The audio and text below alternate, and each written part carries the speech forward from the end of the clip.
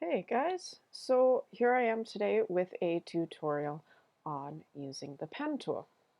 So we have this tool right down here, kind of looks like the tip of a calligraphy pen if you've ever used one of those.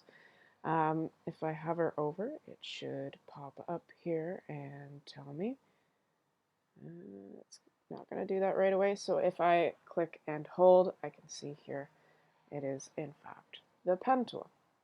Alright, so what I have here are a series of shapes, and I want to demonstrate to you exactly how this pen tool works by tracing over some of these shapes, and ultimately I'm actually going to create new layers and color in each of these shapes, or at least a few, so you have an idea of how this works.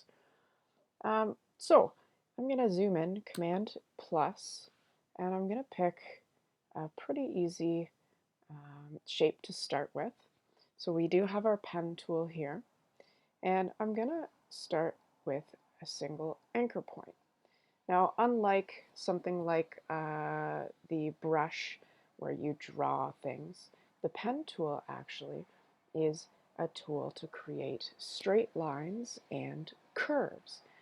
And you don't do so by drawing, you do so by using anchor points. So if I go over to this area here, I've got this bend for the acute triangle, and I drop, so I click and drop an anchor point.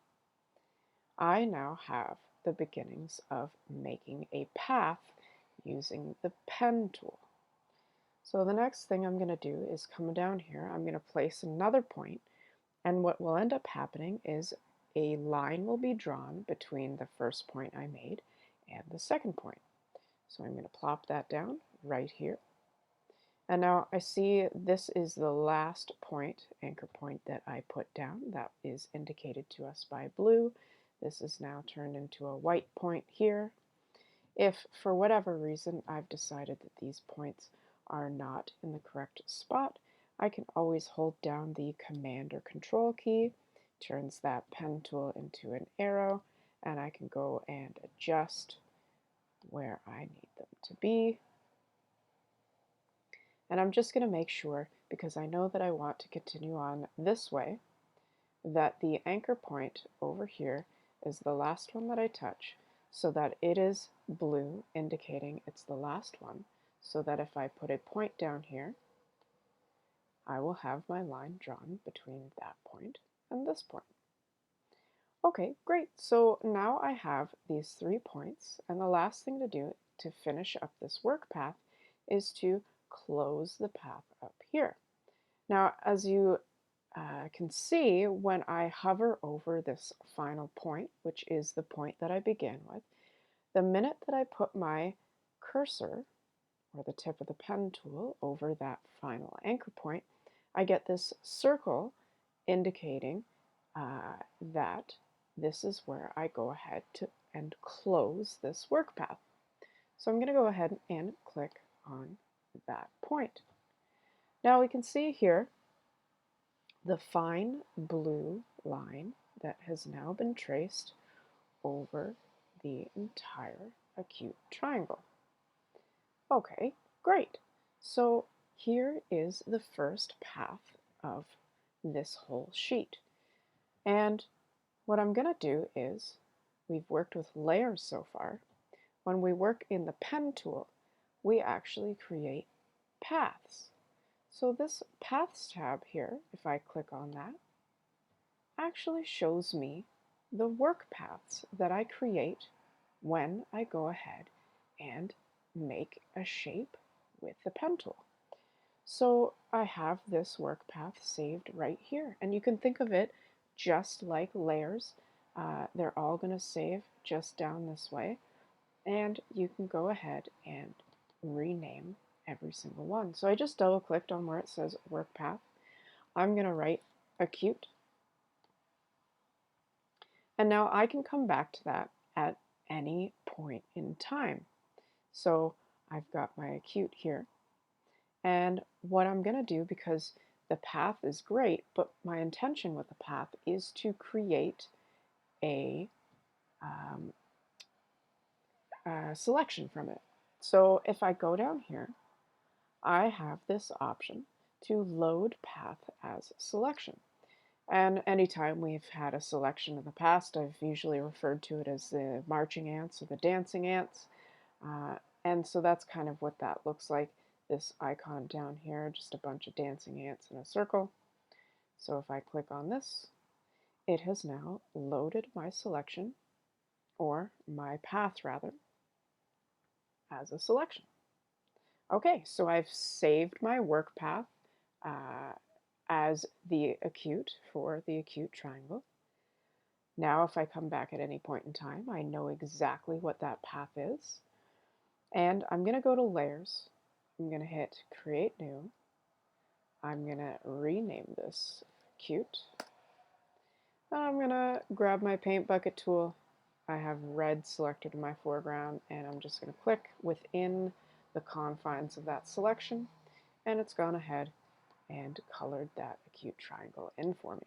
So I'm going to hit Command D, that's for deselect, Command D. So that just takes away the selection I have here for the triangle, which doesn't mean that I can't ever get that back. I can simply go right back into paths. I can click on my acute paths work path here and go back down to load path as selection, and there we go. So if I need that again at any point in time, I can go right back and grab it. Now I'm going to go and hit Command D again to deselect, and let's go with the rhombus next. So a point to the top, a point down here, point here, point here, and I can see that wants to close. There we go. So as you go ahead and start cutting things out, what I want you to try and look for is the easiest way to start drawing your paths. And for me, that easiest way for this rhombus was putting an anchor point at every single corner so that I could draw these straight lines. And the idea is that you want to try and have as little anchor points as possible. If you need many anchor points, that's fine, but there was no sense in me putting a point here and a point here and a point there when I knew that drawing a point from here to here did a straight line just fine. Okay, so I've got this rhombus path created. I'm going to go into paths. I see I have another work path. I always want to rename this. That way I don't have a dozen work paths and no knowledge of which one's which. And I'm going to rename this to rhombus and hit OK and load a selection. Just wait until that wheel goes. There we go. Now I'm going to go back to layers, new layer, rhombus, grab my paint bucket, fill that in. Perfect. And I can deselect, Command D. Perfect. All right, let's try another one. Let's go with the kite. So, pretty much the same idea, right? We want to look at our corners. So we've got 4 anchor points. So one here, one here, one here. I might actually use my Command key to move these points a little bit so they're just more centered. Perfect. And remember, my line is going this way, so I started this way, this way, this way. So that means anytime that I go ahead and modify the location of one of these anchor points, I always need to make sure that this anchor point knows it's the last one to draw from. I don't want to draw a line from here or from here. I want to draw it from here. So that means I need to make sure that I click on this anchor point last. So I would need to hit Command or Control and make sure that I've clicked on that anchor point. Then I know that if I draw or drop a point here, that it's going to go where I want it to go. All right, I'm going to close that up. Perfect. So we got that kite. Back over to paths, double click, rename to kite. Right over to layers. Let that load up here. New layer, kite, and paint bucket tool. Whoa, what did I do wrong? Okay, look at that. So it turned everything red, and the reason being, this is still just a path. So the paint bucket tool has no defined area that it should fill only. All it has is this entire canvas. So what that means is we have to go back and load this path as a selection. So I'm going to hit my Command Z and go backwards. I'm going to jump right back over to paths, make sure kite is selected, and load path, or load path as selection. Now I see my dancing ants. I have a defined area that I only want to apply this color to. So I'm going to click now inside and Command D. There we are. Okay, so pen tool again. Now I know I've got a couple of interesting ones here. For example, the nonagon. And I'm just going to quickly jump through here, dropping all the points. Now, realistically, I know I said before you need to try and be as simple as possible, and that means to use less anchor points, but that just means using them when appropriate. I couldn't achieve this path any other way without putting anchor points in these areas because I want this crisp line. I want these areas that have this little curve or slight corners. And now path, rename nonagon. I'm going to load a selection. Here are layers, new layer, nonagon, paint bucket tool, and I've colored that in between that selection. So Command D to deselect. And now what happens when we have certain shapes with these curves? We've got, the ellipse and the circle. And now there's no areas to put a point. And if I just put a point, it would take a lot of points to really get all the way down here. And even then, it just starts to look really sloppy. I don't know that this is a good idea to do it this way. And so far, we've only been doing anchor points, and we've only been doing, straight lines. And if I go into, load this up, and I'm just going to rename this here. I'm going to delete it because you'll see why in a second. But I'm going to load this up. I'm going to put it on a new layer. Rename it for the time being. And go in. And now I'm going to just actually take away the background for a minute. Deselect here and look at that beautiful circle. It is hideous. It could be so much better. So we actually do have a way that we can achieve this, and we can achieve it very well. So I'm going to go ahead, I'm going to delete this circle. I'm going to go into paths. I'm going to delete the circle path. And let us talk about what we can do in order to achieve these curves. And that's a great thing about the pen tool is the pen tool allows us to do these, point A and point B.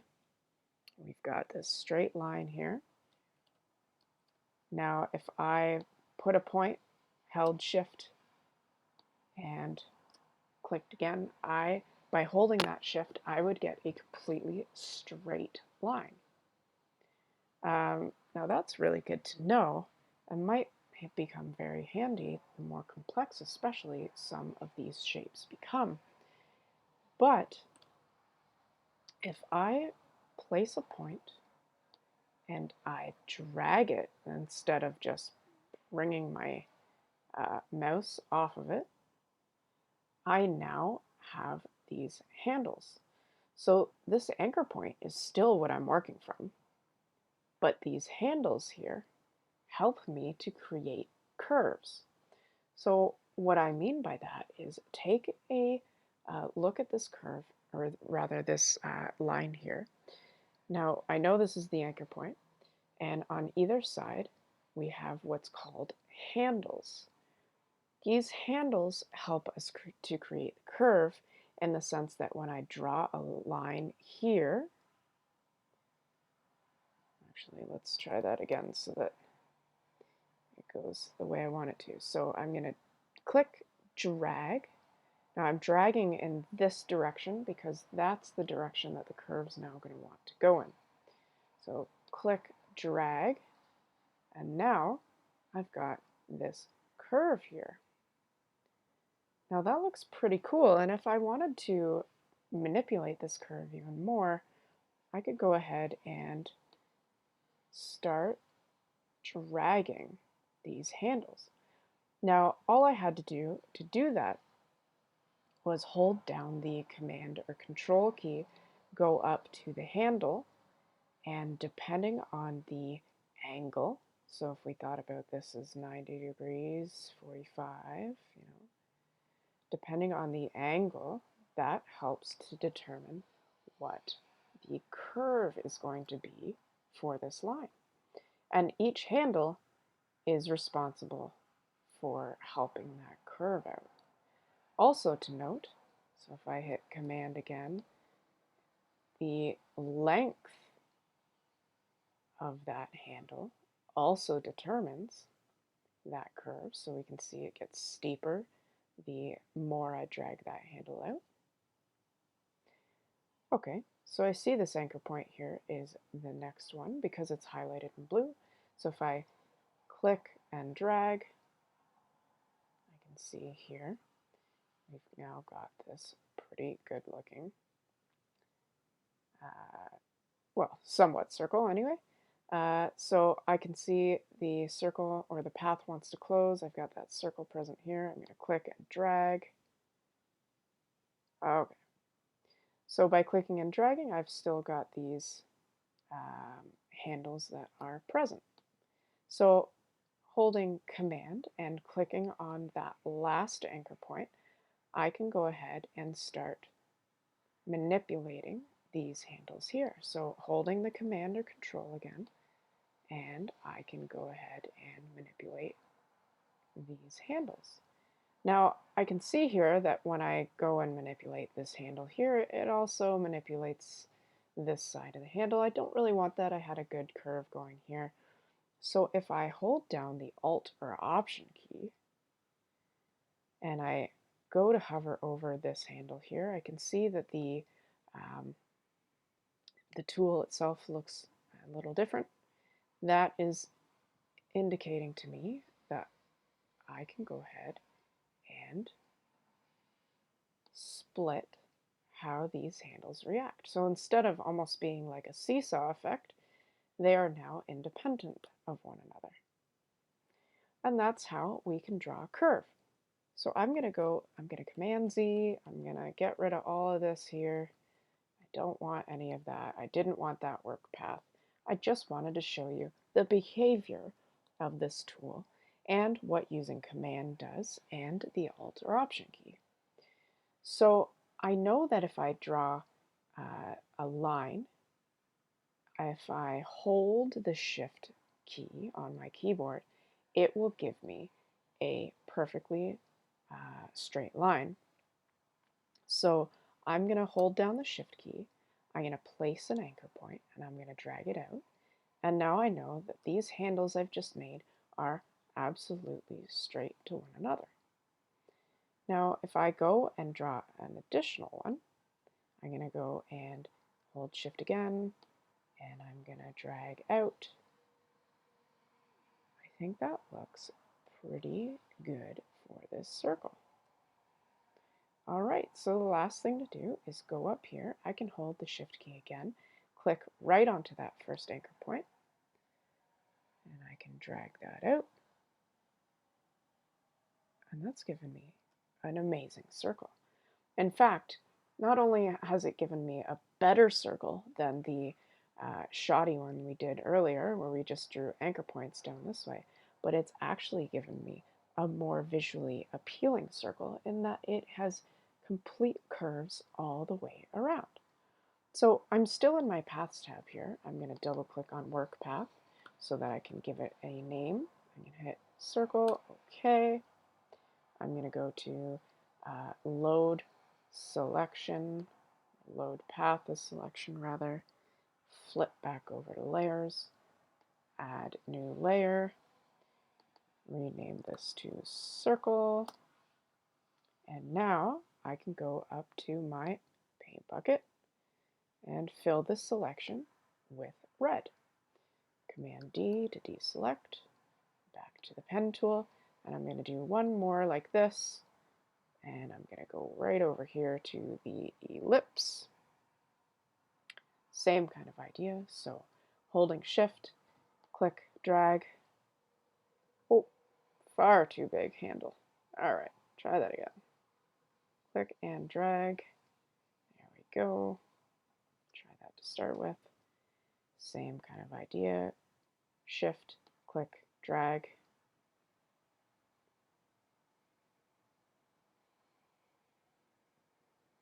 Awesome. And Shift, click, drag. Ooh, so sensitive. There we are. And that looks pretty good. You can, of course, take your time and adjust these handles a little bit more to get perfectly inside or outside the line if you wish. Again, if we go up to an anchor point, hit Command, click on that anchor point, it will show any of the handlebars that have disappeared. Don't forget that if you hold Alt or Option, you can actually split each one. So what that means is you can actually redefine the handle and how that affects.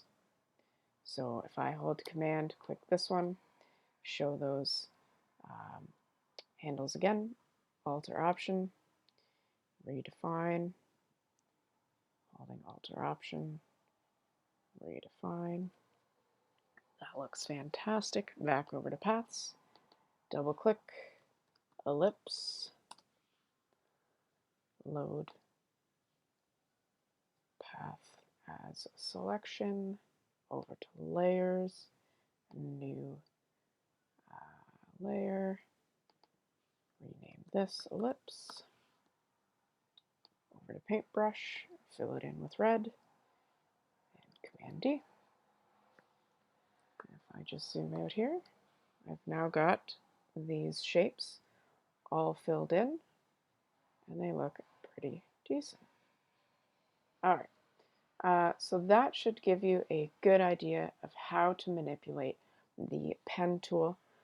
The important takeaways here are we have these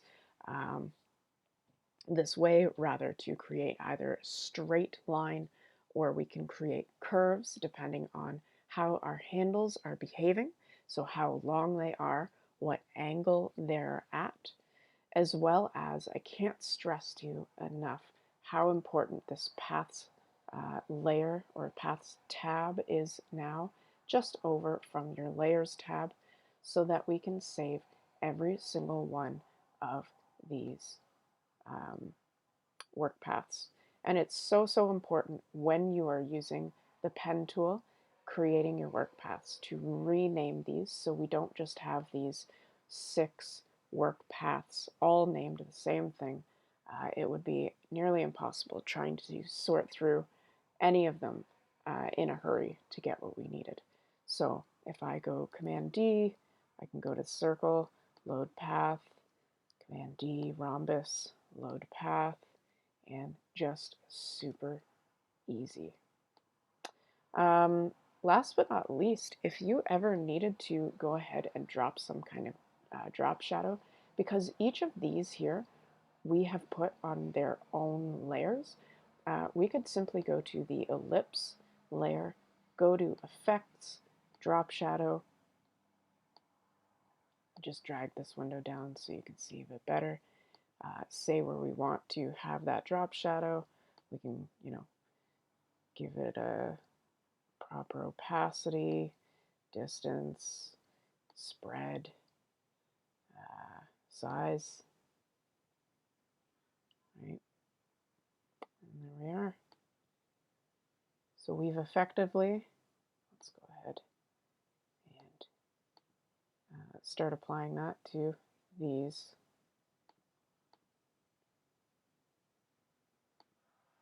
all of these cutout shapes that we've got here.